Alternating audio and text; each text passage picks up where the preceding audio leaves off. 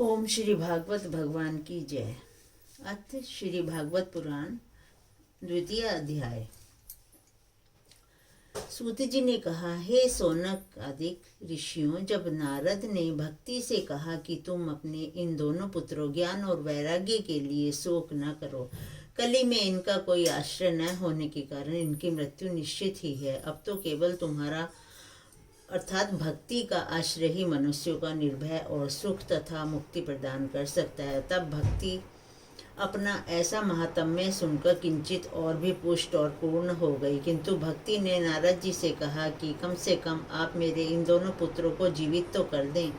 यह सुनकर नारद जी को दया आई और उन्होंने ज्ञान वैराग्य को जगाया कि हे ज्ञान जागो, हे वैराग्य जागो, किंतु वे सचेत ना हुए। तब नारद जी ने वेद और गीता की ध्वनि द्वारा उन्हें जगाने का प्रयत्न किया, परंतु ज्ञान वैराग्य ने आंखें खोलकर नारद जी को देखा और फिर बंद कर लिया।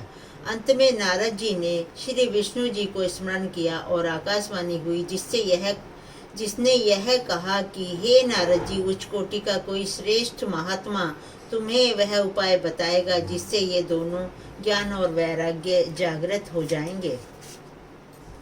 सूत जी ने कहा, हे ऋषियों, नारद जी ने यह भविष्यवाणी सुनकर पृथ्वी पर मुनियों के प्रत्येक आश्रमों का पर्यटन आरंभ किया। इस पर्यटन में कुछ मुनियों ने तो नारद जी की बात सुनकर चुप्पी साध ली और कुछ ने कहा, जब वेद और गीता की ध्वनि भी उन्हें जागृत करने में सफल ना हुई तो अब उन्हें जगाने का अन्य मार्ग नहीं है।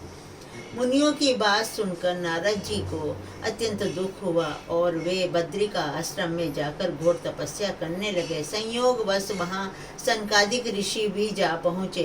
नारद जी ने उनसे विनयपूर्वक वही प्रश्न किया कि मृत ज्ञान और वैराग्य को किस प्रकार जीवित किया जाए। सनकादिकों ने कहा, हे नारद जी, मोक्ष के अनेक मार्ग निश्चित किए गए हैं। द्रव्य यज्ञ, तप यज्ञ और वेद पाठ यज्ञ से केवल कर्ममय यज्ञ है।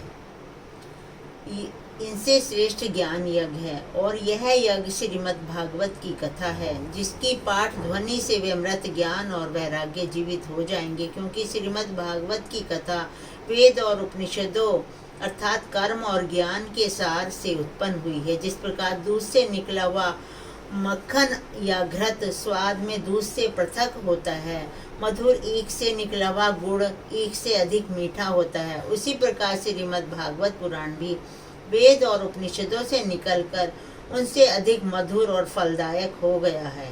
यह वह भागवत पुराण नहीं है जिसे आपने श्लोकों में रचकर व्यास जी को उस समय सुनाया था, जब वेदों का विभाजन और गीता का प्रणयन कर चुकने के बाद उन्हें भी संतोष नहीं हुआ, तब उन्होंने भागवत की रचना की। द्वितीय अध्याय समाप्त। श्री भागवत भगवान की है आरती, पापियों को पाप से है तारती। श्री भागवत भगवान की है आरती, पापियों को पाप से है तारती।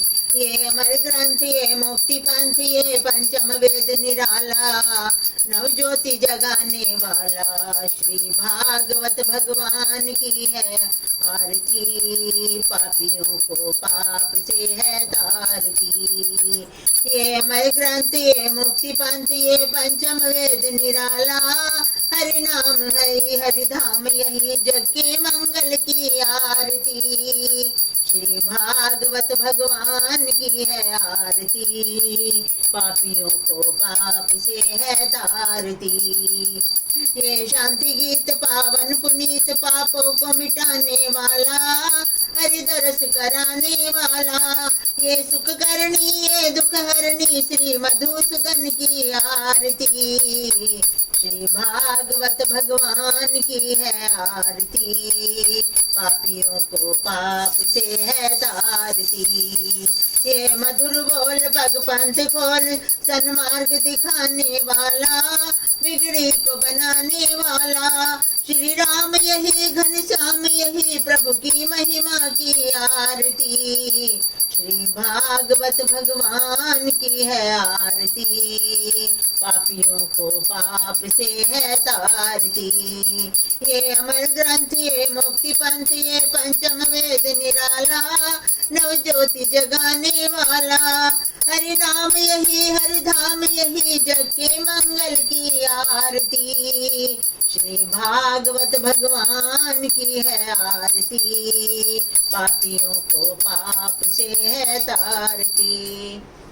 ओम कृष्णाय नमः। हे कृष्ण भगवान, मेरे पति की आत्मा को शांति दीजिए।